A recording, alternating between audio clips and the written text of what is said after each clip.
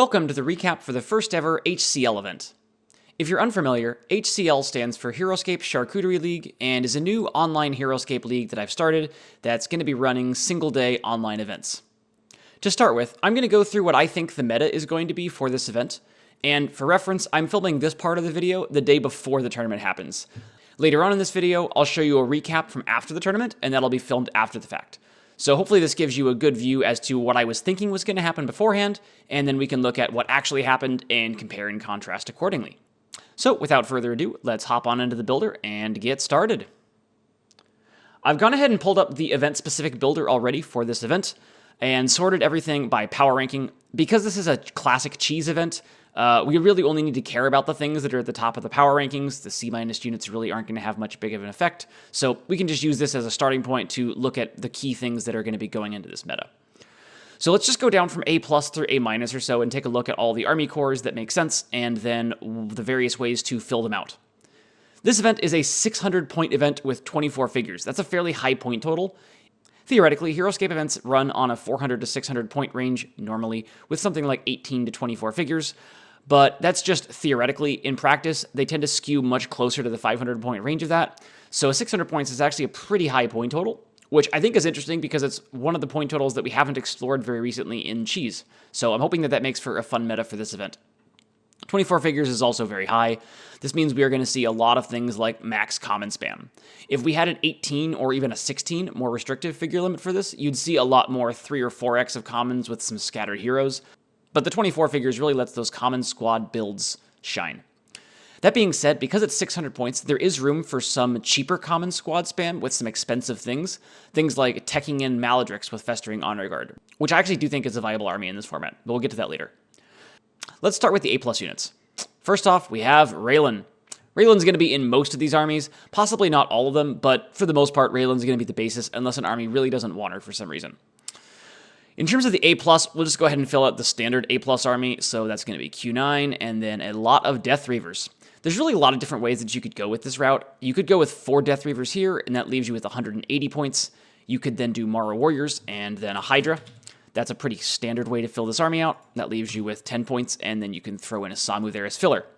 In terms of classic cheese, this is definitely an army that you're going to see represented heavily in classic cheese.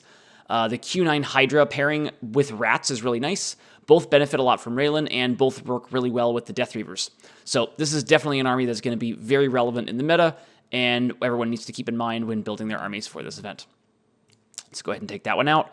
We'll tech back in Raylan, just because we're probably going to want her for the next build that we look at. Now, there's a few other ways you can go with the Q9 build. So if we throw Q9 back in there, you could do less squads of Death Reavers, and then you have more points to work with. One fun way to bring this out is going to be Maledrix with the Festering Honor Guard. So this is going to be Q9 with 3 squads of Rats, and then Maledrix. This is similar to a build that Doc recently ran in an online V-Cheese tournament, which was basically this build, but without the Death Reavers. But I think the Death Reavers helped this build a ton, so I think this build is actually more viable at this point total in Classic Cheese than it was in that specific V-Cheese tournament. I'm curious to see if anyone runs this as opposed to the Hydra with more Rats and Mara Warriors version of it. Basically, Maledrix techs really well into big heroes, and Q9 techs really well into all the common squads, so there is some sort of yin and yang here between those two heroes.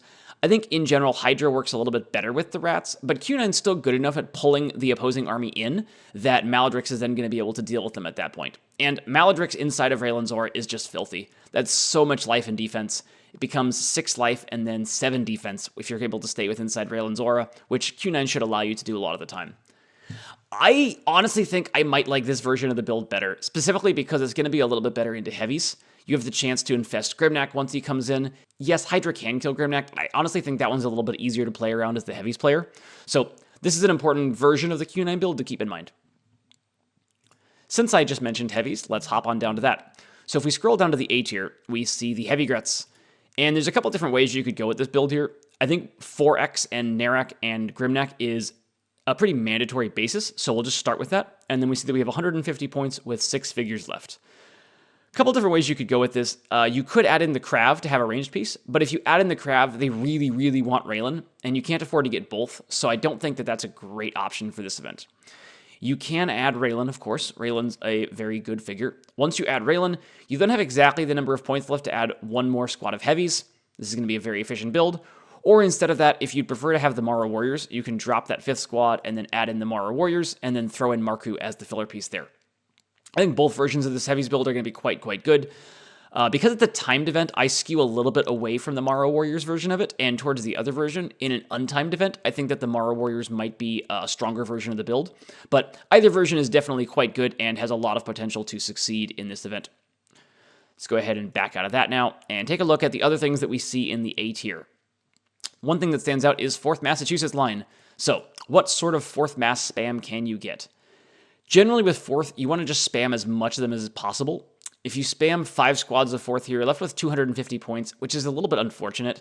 4th actually generally prefer the lower point totals with the high figure limits because they can spam, say, 6 of them at 420 points, and then this build doesn't really have a lot of places to go with the remaining 180 points, whereas if it was a lower point limit, it would just fit more naturally. But there are still some ways to do this. If you're building something that requires specific synergies like Valiant, you can actually use the filters component of the .org builder. So if you go in here, you can then filter down for the personality of Valiant. So if you scroll down to the bottom of this, you can go ahead and just click on Valiant. And then now in the builder, we're only going to see the things that work naturally with 4th Massachusetts line. In terms of the stuff that's in here, Carlos would be a strong consideration if he fit, but he doesn't. We're 30 points short. So then going back down, really Drake 2.0 is going to be the closest point total fit, just because he's 170 and we had 180 left. You then have to sit 1/4 mass, and I don't love having Sergeant Drake Alexander 2.0 in there. Anyways, he's just not that great of a figure in a cheese meta where there's so many bonding melee armies that he's just useless into. So this is definitely one way to go with it, but I'm not sure that it's necessarily a top of the meta strength army. Another thing you could do instead of Sergeant Drake is you could back out of that and you could tech a single hero that you're going to open with. So to do that, we could get rid of the Valiant tag and then go away from the filters. And you happen to notice that 180 points is exactly Major Q9. That's interesting.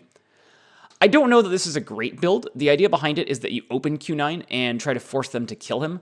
The problem is, once they get him to 1 life, you're then in a really annoying situation where if you put a lot of order markers on him, they will kill him and burn those order markers. And if you don't put a lot of order markers on him, then they can ignore him and just kill the 4th mass instead. So it's not the best. I think that in general, instead of Q9, this army does better if you tech Nilfheim, because Nilfheim's a little bit scarier to ignore. But you can't actually add Nilfheim for this event here. It's 180 points that you have left over, and Nilf is 185. Notice we can't add him here. So a little bit unfortunate. You could also drop down to just 5 squads of 4th Massachusetts line, and then you have 250 points with 4 figures left.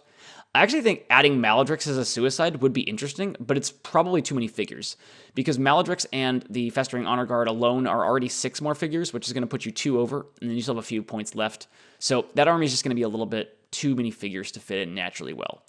What else could you do with 250 points here? You could throw in Nilfheim at this point in time, but then you get these 65 points left over, which is just so awkward that I just don't think it's really very strong. You could add in Major Q9, and then you've still got these 70 points left over that are pretty awkward. Honestly, I just don't think 4th are great in this meta, even though 4th are good on their own. So those are some thoughts as to how you could go with it, but I don't think it's a great total for 4th. In terms of what else there is in the A tier, let's now take a look at the Knights of Weston. Knights of Weston are a pretty classic build to see in cheese. The core of it's going to always be at least 4 squads of Knights with Gilbert. That is necessary. Once we have that here, we have 215 points left over with 7 figures. Generally with Knights, you just want more Knights, so let's go ahead and throw a 5th squad of Knights in there. That leaves us with 145 points and 3 figures. Now we could throw in 1 more squad of Knights, but then we have 75 points left and we're already 1 figure over, which isn't great. So let's back out of that and see the 145 points. You certainly could add Raylan. She's good. Although she doesn't pair that well with Knights relative to everything else, because Knights tend to want to play a little bit faster, not within an aura, and spreading out, which doesn't really vibe with the way that her defensive aura works. And also on top of that, you then have these 65 points and 2 figures left over, which is pretty awkward. If you had 5 more points and more figures, you could then throw in the 6th squad of Knights of Weston, and that'd be pretty sick, but I don't think this works super well. Other options for 145 points, you certainly could add in a Hydra. Throw in tech in a Hydra piece here. That's going to leave you with 25 points and 2 figures where you could throw in Marku. I don't know that this works exceedingly well because it's a little bit tough to mix the Hydra order markers in there, even though Hydra is a very good piece. This does give Knights a little more play into heavies, which is normally a pretty bad matchup for them, but Hydra is a really good piece into Grimnak in that you can just kill Grimnak in 1 turn if you try it right. And if the heavies don't have range, it makes it easier for you to move this entire army together, keeping the Hydra protected behind the Knights of Weston. So this is definitely a possibility, although I'm not sure it's a great one. let's back out of Hydra and Marku. With 145 points, another option you don't see a ton in cheese, but does have some merit, is Eltahale. Eltahale's 140 points. Generally, there's just better options like Hydra out there, although if you have the points for it, you can certainly consider her. Her special attack gives you some nice play into rats, which is helpful. Thunderstep can also hurt a big hero like Q9 or Nilfheim if you're able to get next to them and get the shot off. So there's definitely play that Eltahale has.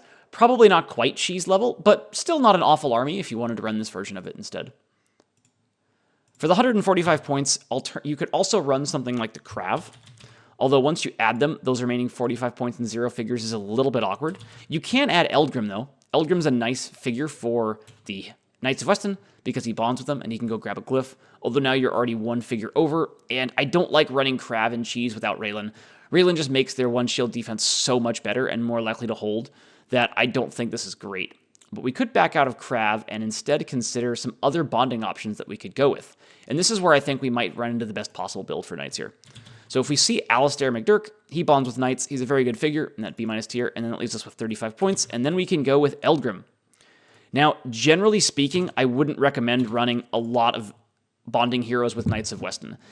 Mostly they just want to be bonding with Gilbert because of how good the Gilbert bonding turns are. However, I don't see many other better ways to fill this army out. And Alistair does have a ton of value, especially into a build like the Heavies, where if you can get an opening to Grimnack, say around a potential initiative switch, maybe from round 3 into round 4, then Alistair has the chance to get 4 attacks of 5 off into Grimnack in a row and potentially kill him and win you that game. So I think if I was going to run Knights for this event, I would run this version of it, specifically thinking that I need Alistair to have a chance into the Heavies, and that because Alistair is bonding, it's then going to be better than Hydra into most other stuff. Also, Eldgrim is just really good with Knights of Weston. You're never going to bond with him more than once, so it's not a huge sink, and he can grab an important glyph like, say, Valda in round 1 if you need your Knights to be able to be moving faster. So, cool army there. I think this is probably the version of Knights that should be run if you're going to be running Knights and trying to win the event, but the other ones definitely have, some merit and certainly will win some games, if not be able to contend for the overall title. Let's look at what else is left in the A tier now. So we've already done a lot of these things, but now we see these Greenscale Warriors. Greenscale Warriors bond with dragons, and generally the best dragon for a cheese event is going to be Nilfheim. So let's go ahead and throw this in as the core of that build. This build is always going to want Raylan. Pretty much any king build in cheese. King builds referring to armies that are based around a single hero with then everybody else there to support them. In this case, Nilfheim is the king, and the Greenscale Warriors are there to support Nilfheim. Is going to want Raylan, because if the king dies, the army falls apart, and so you want to invest those extra points in keeping your king figure alive for as long as possible. Now, once you've done this, you have 155 points left over. There's a couple different ways to fill this out. You can throw in just more squads of Greenscale Warriors. If you have more greenies, that's going to be better into an army like the Knights of Weston, where you just want to have more bodies to trade with them. But in some other matchups, you might prefer to have a ranged component. And we do already have Raylan in this build, which means that you can go ahead and throw in the Krav Maga, because they're going to have a lot of value here. One of the Krav's worst matchups is Q9, generally, because he can throw all those attacks of 1 at them, fishing for a whiff on their part. But Nilfheim is quite good into Q9 already, so having the weakness there isn't quite as bad as it would be if you didn't have a hero that was already good into Q9 in the build. With the 55 points you have left over, you probably just throw in Morrow Warriors, because they're so good. I will say that if you had a few more points, just 5 more points, you could add in 1 more squad of greenies and then go Nilfheim 4 greenies, Raylan Krav, which is just an awesome army. But we can't quite fit it, so I think probably finishing it out with the Morrow Warriors is going to be the best version of the Krav iteration of this build specifically. Generally, the way this army is going to want to play is that you open Krav, you then move into Nilfheim when they get closer, and then you use Morrow Warriors as the closing piece, where Raylan is protecting both the Krav in the opening and then Nilfheim and the Greenscale Warriors in the mid-game. There's some variation there where you could play differently into certain other builds, but that's going to be the most common way that you sequence the pieces of this army. Now let's go ahead and back out of those 2 unique squads and just see what happens if instead we throw in more Greenscale Warriors. If we get up to a 4th squad of greenies, we're at 95 points, which is a little bit awkward cheese-wise. There's just not a lot you want to throw in there. To be honest, at this point, I would probably just throw in another squad of Greenscale Warriors and hope you just hit a bunch of melee matchups in spots where you don't need those ranged pieces as much. This leaves you with 35 points left over, which is a tad bit awkward. You could throw in Eldgrim. Eldgrim has some nice value in that you can put his spirit on Nilfheim if he dies. The other option you could do instead of Eldgrim is going to be just Isamu and Marku, the classic filler options. So if the glyph pool and the map pool push you towards wanting Nilfheim to have that 7 move, then maybe you go Eldgrim, and otherwise Isamu and Marku is probably the better play. Marku is nice just to have a Wannick soak, because this army isn't necessarily going to be able to contest Wannick as well against armies like Knights or Heavies, or Rats even. So it's not a bad thing to have Marku and Isamu in the build for sure. Let's see what else is here in this A tier. The last thing we haven't talked about in the A tier is the 10th Regiment of Foot, the bane of any melee player.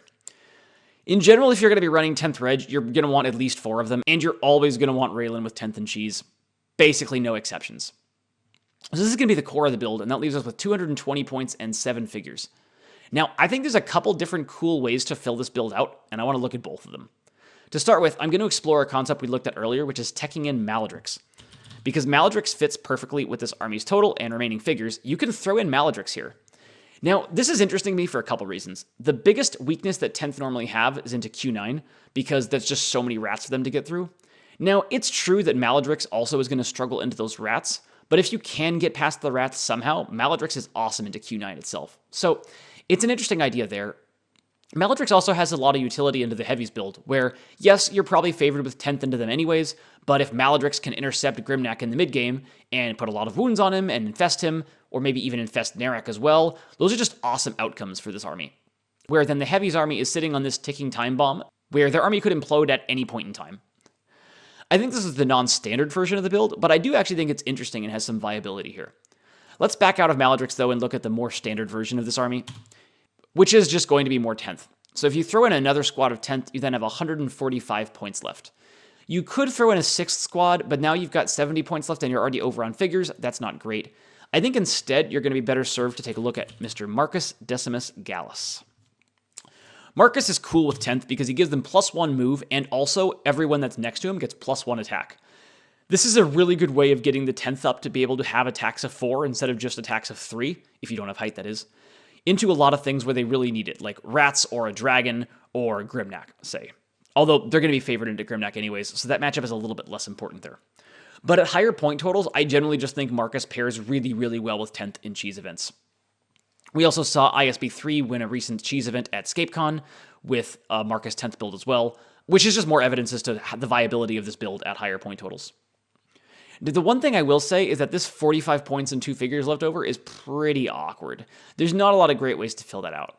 So I am curious, if you back out of one squad of 10th, what else you could do here. This one's interesting because you could actually fill this out in a couple different ways. With 120 points, you could then tech in a Hydra if you wanted to have that Hydra to counter big stuff. This is sort of a cheaper version of the Maladrix army, where instead of Maladrix and Festering Honor Guard, you go with Marcus and Hydra.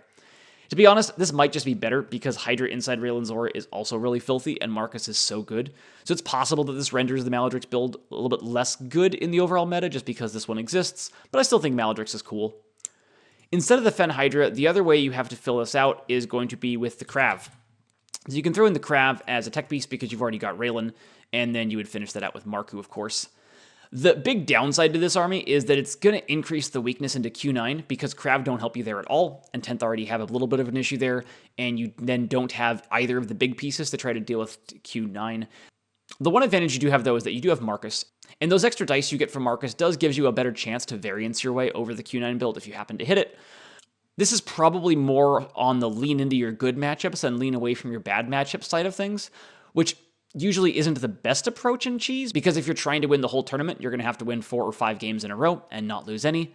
But it's still an army that's out there and definitely could be considered. I think those are all the ways that you could build out the 10th, so we've kind of explored that concept. Let's now take a look at the A- tier and just see what else is down there that could be cool, viable builds. One thing we're going to see that sneak preview isn't going to be A- for much longer is going to be the Death Chasers of Thessic.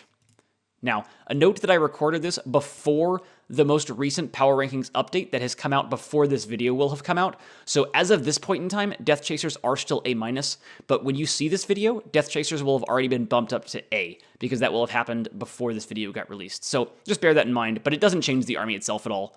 Let's take a look at Death Chasers. So Death Chasers are a bonding melee squad. They're probably going to want Raylan in general. A lot of things want Raylan.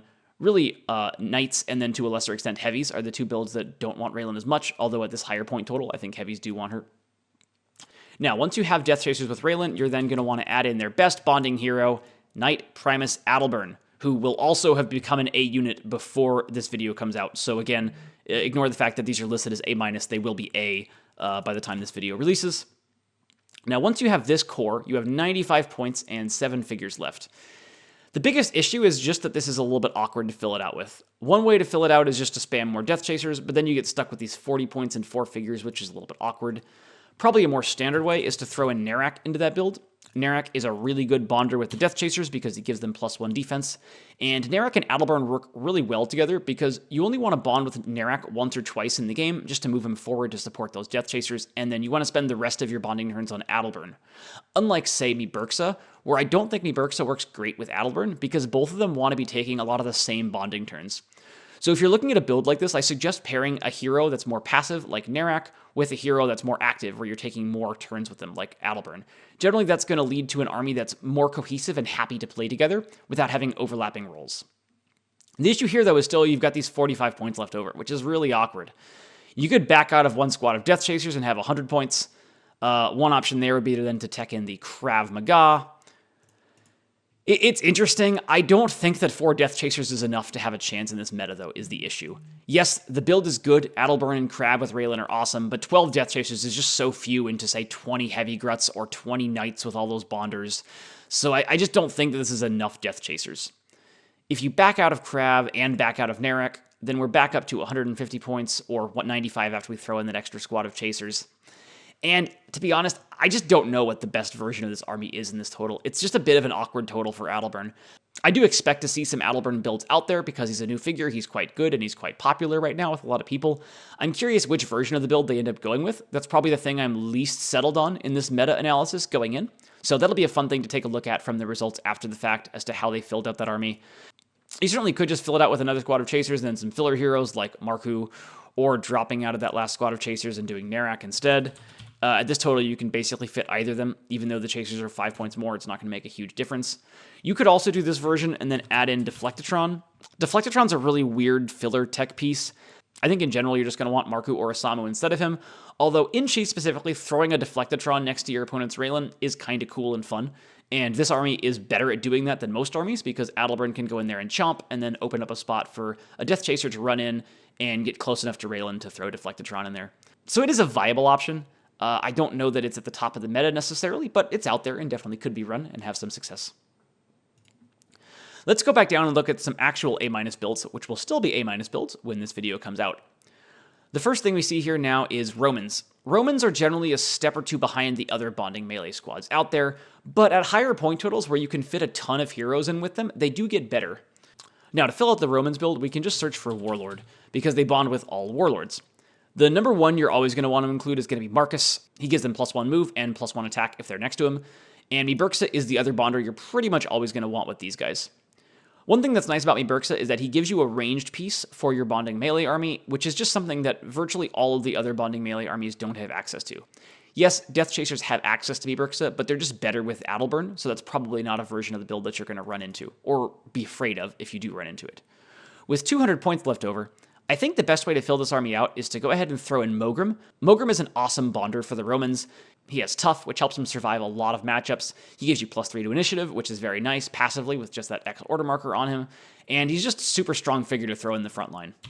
Now, as you're going to see a lot in Cheese, 80 points left over, one figure, you're just going to throw in Raylan.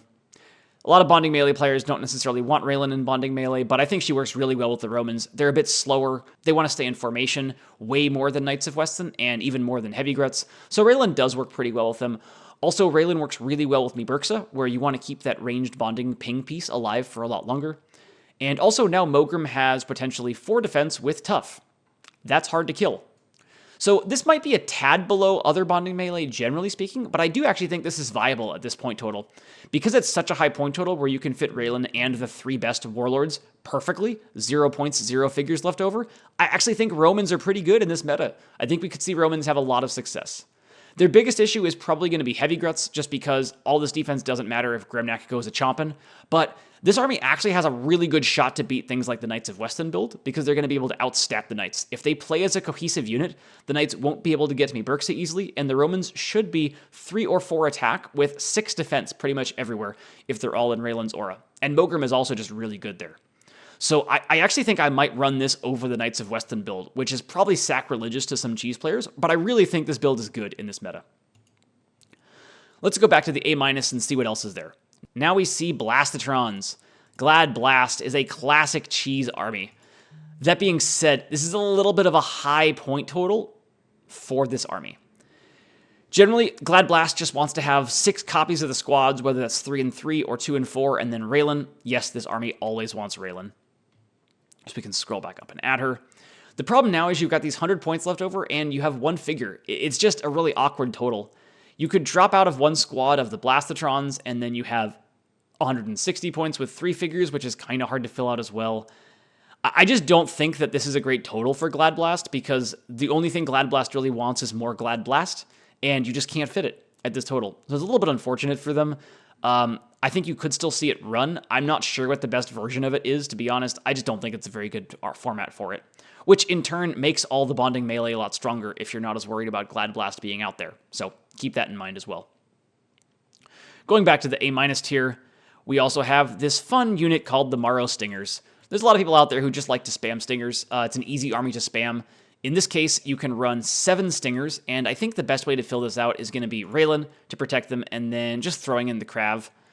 Yes, that moves you 1 figure over. You'd sit 1 Stinger. Yes, Krav are a little bit redundant with them also having range, but you just open the Krav. Krav have longer range, and that 1 shield defense really allows you to draw your opponents in.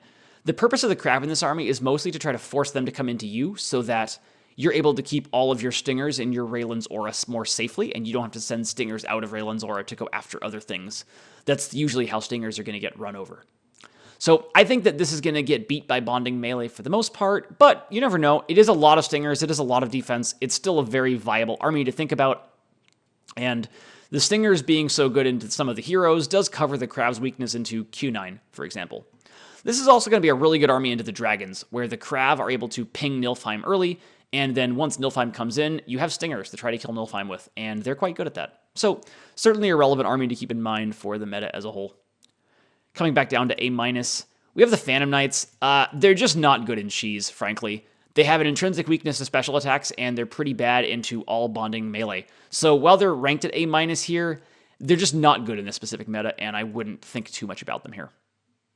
We've already talked about the Gladiatrons and Marcus. Airborne Elite are a fun piece to tech in. Generally, I wouldn't recommend it if you're trying to win a single elimination tournament, just because it's so hard to have them drop consistently 4 or 5 games in a row. They're more of a fun piece to try to win a single game with, where you don't have to chain successfully dropping that many times in a row. The conditional probability of that happening is just so low that I generally wouldn't advise worrying about them. Although in pretty much any of the builds where I was talking about the Hydra, you could tech in Airborne Elite if you have the figures available, although most of those builds don't. And so that figure limit, if they don't have the extra figures, is going to hurt the Airborne Elite a lot in those builds as well. Cayman's a fun piece at 120 points. He is decently good at killing rats. He is good when backed by Raylan into bonding melee, because he can get up to 6 defense counterstrike. But there's just better options than him generally in cheese, and he's in the A- tier for a reason. Q10 also falls into a similar boat there. Yes, he's a very good figure, but also there's just better options in cheese. Like, you can just have Q9 for not that many more points. So probably shouldn't be seen too much in this event, if at all. The last figure we have here in A- is Braxis. Braxis is a fun figure. She's extremely good in a heavy Raylan meta because she can just acid breath through 6 defense units. That's fun. You are generally going to want to have Raylan with her as well, because you want to keep your king or queen, in this case, alive. Beyond that, we have 310 points. There's a couple different ways you could fill this out. You could go with green scales, throw in 3 greenies and see what that leaves you with, 130 points. You could actually just max spam green scales and try to lean into the I hope I face melee a bunch backed by Raylan, where I don't have to care about them. This is a pretty good army for that version of it. You could also back out of 2 squads of green scales, and then with the 130 points, you could throw in the Krav and Marku and Isamu. Also a solid build where, much like the Krav generally want to do, you open with the Krav, draw them into Braxis green scale Raylan, and then go with Braxis. All that being said, Braxis does have some significant weaknesses in cheese. This army as a whole is going to struggle into 10th Regiment because they can just kill Braxis even with the 5 defense. They just have so many dice. The other way that you can run Braxis is to drop out of Green Scale Warriors. And let's also drop out of the rest of these filler pieces here as well. And then go with Death Reavers. Braxis is one of the few dragons that is more okay running with Death Reavers than other things. Once you throw in these 4 squad of rats, you may notice exactly 150 points. With 150 points in cheese, it's always fun to throw in Morrow Warriors and Krav. Much like with the Nilfheim build, this gives you the ability to go Krav into Braxis into Morrow Warriors as your sequencing, and that's just a really, really strong sequence of things to do. So I think I like this version of Braxis better than the Green Scales version, just because it fits the total better. Yes, you have to sit 1 rat, so you have 15 rats backed by Raylan instead of 16. It's fine, don't worry about it. I think this army is going to have still some matchup nightmares out there, but it also has some incredible matchups. And if you're looking for an army that has really high matchup variance and still a chance to win the event if it hits the right sequence of things, this could be a cool army to go with because of that. That's going to wrap up the A- figures. We'll quickly scroll through the B+ figures just to see if there's anything down there that we should consider, but for the most part, we shouldn't. In the B- tier, we're getting into things that are just strictly outclassed or too weak to compete. So we've got Swog Riders with Arrow Gruts or any of their other bonders. It's a good army, but it can't compete with the cheese stuff in general. I wouldn't worry about it too much. Firestorm is intriguing. You could run Fire Elementals with Kurok. You're going to need a lot of Fire Elementals. For the sake of analysis, let's see what the best way to fill it out is. You can throw Kurok in there. You have 130 points left over. You definitely need Raylan to protect Kurok. And then you throw in 1 more Fire Elemental and a Samu. It's not bad. 11 Fire Elementals, Kurok, Raylan. It's got value, but it's still going to be outclassed by most of the cheese meta. And this is also a really hard army to run. If you're not very experienced with Firestorm, it's extremely easy to lose a game with this army. So keep that in mind. Going back down to the B+ units, we see Blade Gruts. I don't think there's any merit for Blade Gruts at a high point total event like this in cheese because you can just fit heavies. The only real merit to Blade Gruts is if it's going to be a format where you can get more blades than heavies, which this isn't. Dividers are just not going to be quite up there. Sacred Band are just worse than Romans. There's no reason to run them instead. We've already talked about this. Gelry are an interesting one. To be clear, I don't think they're viable. Also, they're showing in B+ here, but they're actually going to have dropped a tier by the time you see this as well in that same power rankings update I mentioned earlier, so they'll be B by then. They're cool new figures, I guess, but they're just not there. 2 defense is too big of a limiting thing in a cheese meta to run them. Mezzos are an interesting way to try to tech into common squads. I don't think they work well at the higher point limits, though, because at the higher point limits, more armies are going to have access to a special attacker, which is really going to hurt the Mezzos' ability, so I wouldn't think too much about them. Exiles are a fun tech piece at 75. The problem for them is that Morrow Warriors and Krav are just better usually, so why run them if you have a chance to run one of those other unique squads instead? Glenerva is actually a fun tech piece for melee armies to go with against ranged stuff. I don't know that in any of the specific totals I looked at, they ended up being exactly 90 points short. I will say, though, that for the Knights of Weston build, Glenerva may actually make more sense than Raylan. That seems a little bit sacrilegious for me to say. I think Matthias probably would actually agree with that. I'm curious on his thoughts there, though. But it's one of the few builds where Glenerva might actually work better. Her aura is a little bit longer, and you can throw her up more aggressively. But either way, I think you still just want to have the other version of Knights that we were looking at, the 5 Knights with those 3 bonders, because I think that's going to be better into the other bonding melee that you see. It's really tough to float Glenerva in a bonding melee mirror match if they don't have her and you do, because you're just basically sitting 90 points, which at this total is about a 1/7 of your army. And it's just really rough to float a 1/7 of your army in points into your opponent's army. Below this, we have a bunch of standalone heroes. Savaris, Skahen, Eltahel, I mentioned her briefly earlier, Cyprian, Iron Lich Viscerat, with the Isonex, just not cheese viable either. And then Zelrig. You definitely could run Zelrig instead of Braxis or Nilfheim. The problem is if you hit one of the armies that's not common spam, you just near auto lose that game, and that's a really rough time, which is why Nilfheim is usually going to be a better option for your dragons. There's not much point in going through the things that are B and below. They're just not good enough to withstand the cheese meta, so we can go ahead and skip that. So that is an overview of what I think the meta is going to be for this event. So what am I going to be running? Many of you can probably guess the answer to that question. Heavy Gruts. I'm going to run the version of heavies that I talked about earlier, so that's going to be 5 squads of heavies, and then we can go back out here. We can look at our bonders. We're going to throw in Narak and Grimnak, and then Raylan. Sorry, Ken. I do think Raylan is good in this army. Raylan helps to keep Grimnak alive a lot. If this was a Vichi's event instead, I would run Kuthnak instead of Raylan, to be clear. I think Kuthnak is better in this army with this many heavy grets. Kuthnak is incredible. I think that army is so good. But it's not Vichi's, it's regular cheese, so I'm going to run the Raylan version of the build, and we'll see how it goes. It's got a lot of good matchups. It's got a few matchups that are a little more iffy. One thing about this army is I'm going to have to be really, really careful with my movements of Grimnak and Narak. I'm going to have to be very patient. The ratio here is a bit higher in terms of heavies to heroes than what you normally see out of heavies, which means that I'm going to have to be very willing to just throw heavies up as a forward screen to prevent things from getting attacks in on Grimnak and Narak, and being willing to sacrifice a squad or so of them in the process, to then be able to get Grimnak and Narak to the middle of the map on height with Raylan support much safer. So that's something I'm going to have to keep in mind very actively while I play this. Let's go ahead and take a look at the actual tournament page with signups. Right now we're at 20 players for the event. Super excited for that. You can see I've already plugged in my army of heavy grets. Let's take a look at the map pool that we're going to be using for this event. For the map pool, I just went with a lot of my favorite maps from the tournament competitive scene. My personal favorite map is the Borogovs, so that was an easy include for me. I then threw in Aeon. Aeon's a really good map that shows up in a lot of high-level tournaments these days. Bad Moon Rising is a really good classic map that uses Shadow. Common Ground is probably the most classic map that uses just one squad of Rise of the Valkyrie. Dance of the Dryads is a cool Typhoon map that I really like with some Molten Lava. Thankfully, none of it on the same level as other tiles. That's an important thing. Dark Fulcrum is a really cool map as well in that it doesn't use any glyphs. Fulcrum is the classic version of this map that doesn't use any glyphs, and I think Dark Fulcrum just plays better than Fulcrum does, though. So I included that version of it.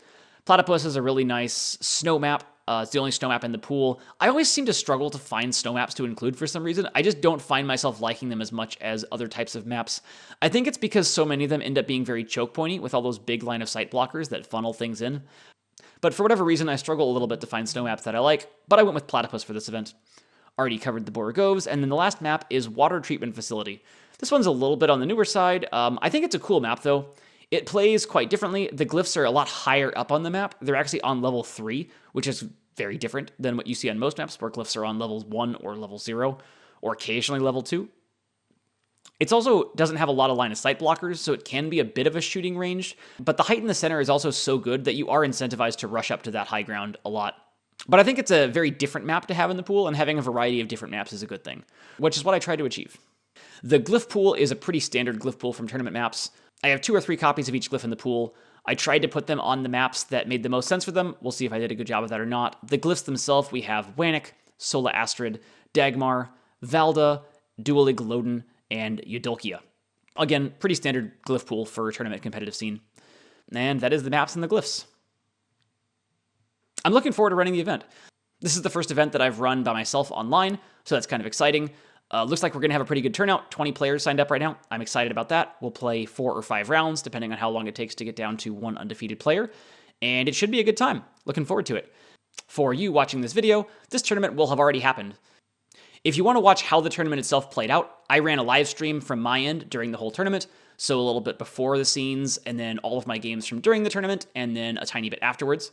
So if you want to watch the actual gameplay back, I'd suggest pausing this video now and doing that first instead. But for this video, we're now going to hop ahead to the future after the tournament, where I go over a recap of how the tournament went. So I will see you soon from the future. And welcome to the future. The event is now concluded, and so we're going to take a look at the final standings and the armies that were played and how they did using the Heroscape.org page for the tournament, which I have pulled up here. So without further ado, let's hop on into it. As you can see with the most obvious takeaway, the event was clearly rigged, as I did in fact manage to win it. My bad. Running one of the 2 Heavy Guts builds in the field, the same Heavy Guts build that I talked about earlier in this video. So we'll take a look at Heavy Guts, and we can see that we have 2 of them. The one I ran at the top here that went 4-0, and then Young Owen also ran the same army and went 2-2 with it. Young Owen's losses were to one of the 10th Reg builds and then also the singular Glad Blast build, although I did manage to beat that Glad Blast build, albeit in a very close game. So let's take a look at that Glad Blast. We have Dicehole, who ran 3 Gladiatrons, 2 Blastatrons, Krav, good Raylan, and then Wing Commander Tuck Harrigan. I don't know that I love Tuck Harrigan there. I think that Zedekron might have more value in terms of killing some of the King army components that are out there, But it's an interesting build to see. I have a feeling Tuck Harrigan was the jokey part of the build. This build went 2-2, and if we take a look at what 2 Dysol played, we can see that Dysol beat Young Owen with the heavies build in round 1, beat Dutch Bandit, lost to me with heavies, and then also lost to Darkleaf. And Darkleaf had a Stingers build. That makes a lot of sense. Glad Blast is not nearly as good into Stingers, where they can just shoot the Gladiatrons freely. In terms of Maro Stingers builds that were out there, that is the only Stingers build that was in the event. Darkleaf went 3-1 with it, so good showing for Stingers. We have 6 squads of Stingers with Hydra and Raylan. I don't think I looked at this particular configuration of Stingers pre-event, although I do like it. 18 Stingers is still a lot, and you get Hydra with Raylan, which is always a good thing. Probably discounted a little bit because of the Marku Isamu Otanashi combo for filling it out. Basically, those last 40 points are kind of awkward.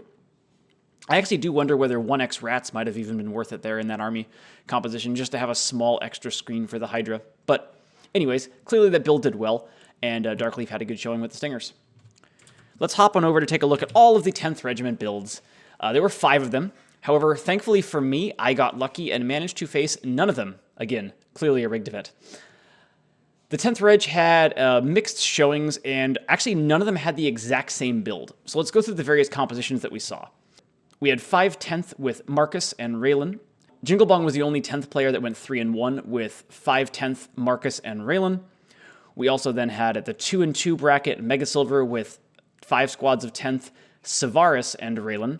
And then also Swarm with 5 squads of 10th Marcus and Raylan, but with a different filler than Jinglebong ran. Also at 2-2, we have Major Q23 with 4 squads of 10th and Q9 and Raylan, and then 1 squad of Rats, which is an interesting combo of Q9 and 10th. Honestly, I'm not sure how to feel about that build itself. It's also not one that I had identified in the intro meta. I am curious as to how it played in each of its games. I did not get a chance to play Q23 or watch any of his games in this one, so I'm not really sure how the build played. But it is an intriguing combo that I don't think we've seen too much of. I know Cleon at some point in time was also fairly high on the 10th Reg with Q9 and Raylan. So potentially an interesting combo that's been underexplored. Lastly, with 10th Regiment, we had Baron Scapius at 1-3 with 4 squads of 10th, Krav, Marcus, and Raylan. Personally, I'm a big fan of Marcus. I think that 10th with Marcus is just a very strong version of the army. It is worth noting that we see no versions of the Maladrix 10th that I had identified early on. In fact, the only Maladrix army we see here was mixed with pirates, which we'll get to in a minute. I do think that the 10th build with Maladrix was a quite interesting concept, but it's probably just true that the Marcus version is stronger. So that's probably why we didn't see any copies of that. And then we also see the Marcus versions of the 10th Reg doing a little bit better on the whole, which makes some sense. So let's then pivot to look at the Maladrix build. We have Queen Maladrix the Conqueror with Crimson Widow, Dreadnoughts, Exiles, Knaves, and then Maladrix's FHG. Interesting combo. I imagine the idea here is that Crimson Widow makes the FHG Pirates, which then makes them 3/3 stats right out of the gate. And it's a cool idea. It went 3-1, which for a cheese event with a mixed Pirates build is frankly really impressive to me. I had definitely not identified this build going in. I am quite curious who a single Nacho actually played in this one, as to which armies it did well into or not. So we see a single Nacho playing Sneaky. Sneaky's build was 4th Mass with Sergeant Drake Alexander. Okay, we'll come back to that one. So it beat 4th Mass. We then see a single Nacho losing to OG Blaha, who had Nilfheim. A single Nacho then beat Swarm and also beat Mega Silver. I believe those were both 10th builds. Yes, Swarm and Mega Silver are both 10th builds. So this Pirates Mal build went 3-0 against the Wait Then Fire squads and then lost to Nilfheim. Quite interesting. Again, did not see any of those games play out, so I'm not sure how they played or what was done in those games or how close or not close they were. But it's really cool to see Pirates be able to go 3-1 in a cheese event, honestly. So that's a neat result to find out about. Let's take a look at those other 2 builds that we just saw in the middle of that. So we have 4th Massachusetts line. Just 1 copy of that Sneaky ran. 5 squads of 4th with Drake and Alistair. This is the Valiant version of the 4th Mass for sure, with 2 of the better heroes, Alistair and Drake in there. It's interesting and solid. 1 and 3, obviously not a great showing for it. Personally, I've never been a huge fan of 4th and straight cheese. I just think that 3 defense is not enough to hold up against a lot of stuff, and 3 attack isn't enough to easily kill some of the king units. But we did see this 1 4th Mass army in today's event. The other one that we just looked at was Nilfheim, and there was only one Nilfheim. This might have been the biggest surprise to me of the day. I thought the Nilf build was quite strong, and we only see one of it, and this isn't even the exact version of it that I would have ran. So this version of it is Nilf with 3 green scales, 2 rats. That's different from the one I would have run, Raylan, and then Mara Warriors and Marku. Personally, I would have swapped out the 2 rats and Marku for Krav. As I mentioned earlier, I think the sequencing of Krav to Nilfheim to Mara Warriors is just super clean, and the way this build wants to play in general. I'm quite curious as to what the Death Reavers were specifically trying to target in here, because the best bonding melee is Heavies, which has Grimneck and Disengage. So I don't entirely understand the idea behind Rats X2 in this meta, but the build did go 2-1, so it did have a fairly solid showing. Now let's take a look at all of the Q9 builds out there, and I bet there were quite a few of them. We have 5 Q9 builds, although they actually didn't do that well looking at these results. So we have Coolster25, who went 3-1 and had Q9, 3 squads of Death Reavers, a Hydra, Krav, and Raylan. Coolster actually made finals, who I played in the 3-0 versus 3-0 finals game, so congrats to him. Later on down the bracket, we have the Q9 that we already saw with 10th, so this one's a little bit of a crossover where it's got both cores in it. Really more of a 10th build than a Q9 build, in my opinion, but still relevant. Also at 2-2, we have Q9 with 5 squads of rats, the Hydra, and Raylan. So basically just more rats instead of Krav from what we saw with Coolster's build. And then lower down, we have Dutch Bandits build with Q9, 3 squads of rats, Hydra, and Krav. So that's going to be identical to the one that Coolster went 3-1 with. And then we also have Kozel, who ran Q9 with 4 squads of rats, Krav, Raylan, and Derek Ambershard. That's interesting. I don't quite see Derek's role in that army. So some very divergent results with the Q9 builds. I suspect some of this is based on which armies they ended up facing or not facing in this event. But either way, Q9 is certainly strong.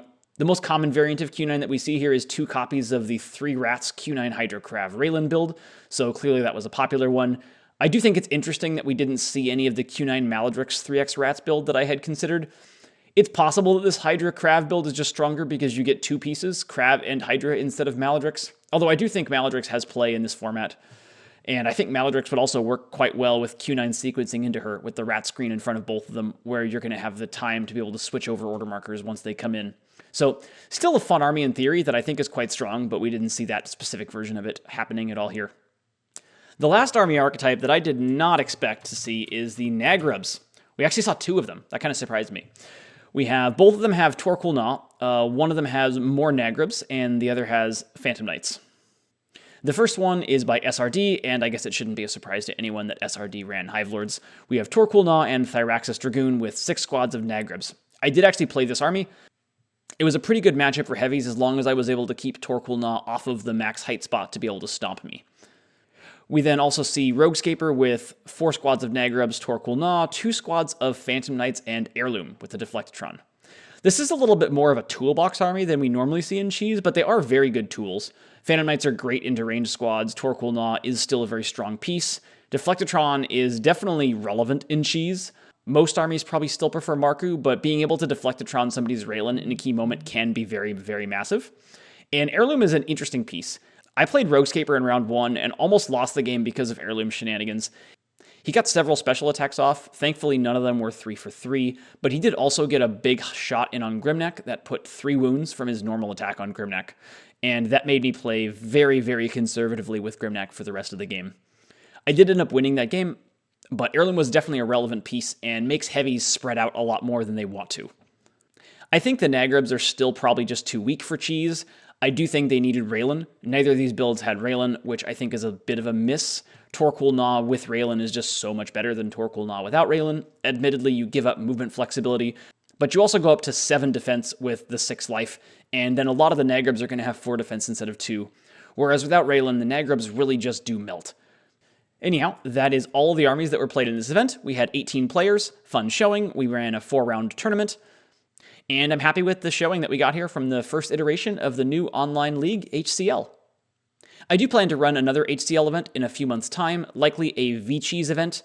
I have not figured out the point total and figure limit yet. I want to try and make sure that it doesn't overlap too much with any of the previous V-Cheese events that have been run either by OHS or by ScapeCon, so I'll have to take some time to look at that, find the new point total, and make sure it has a pretty healthy meta. But keep an eye out for that coming up at some point in the next month or two to be posted, and then happening a month or two later. Anyways, that is all for now. For those who played this event, I hope it was a fun one, and I hope to be able to bring you some more HCL events in the future. Peace, y'all.